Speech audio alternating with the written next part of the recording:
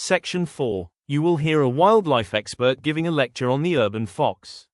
First, you have some time to look at questions 31 to 40.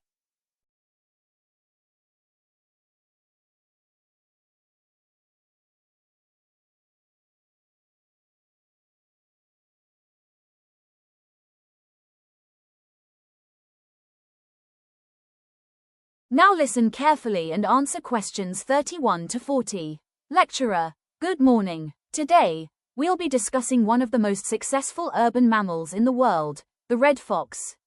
While many predator species have declined with the growth of our cities, the fox has thrived, demonstrating an incredible level of adaptability. However, this success has led to a complicated relationship with its human neighbours, and the way the public sees these animals. The general perception is often based on myths and misinformation, which can cause conflict. So, how have they adapted so well? The primary reason is their diet. Urban foxes are true opportunistic omnivores. Their diet is incredibly varied and diverse. A large part of it consists of food that humans have thrown away, from leftover takeaways to fallen fruit in gardens.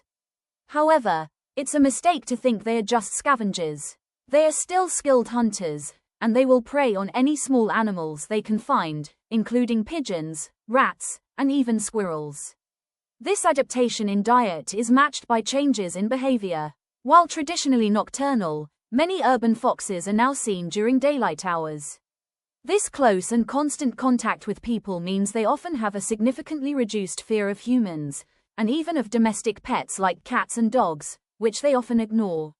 They also adapt their social structures. While rural foxes live in family groups, urban groups tend to be smaller. A key difference is the area they live in. A rural fox might roam over many square kilometers, but an urban fox's territory is often just a few streets, as food resources are much more concentrated. Life in the city is not without its dangers, however. The number one cause of mortality for an urban fox is being hit by a car. So, traffic is their biggest and most constant threat. Furthermore, living in such dense populations means that any infectious disease, like mange, can spread very rapidly through the community, causing populations to crash periodically. And what about the problems they cause for people? While some complain about foxes digging up their gardens or going through rubbish bags, the most common issue reported to local councils is not about mess, but about sound. Foxes have a wide range of vocalizations, including barks and a chilling scream, and this noise during the night can be very disturbing for residents. When it comes to managing these issues, studies have shown that culling, that is, lethal control, is not a long-term solution, as new foxes will quickly move into the vacant territory. The primary advice given by all wildlife organizations is for residents to stop leaving out food for them. This deliberate feeding habituates the foxes to human presence and is the root cause of many conflicts. Securing rubbish is, of course, also essential.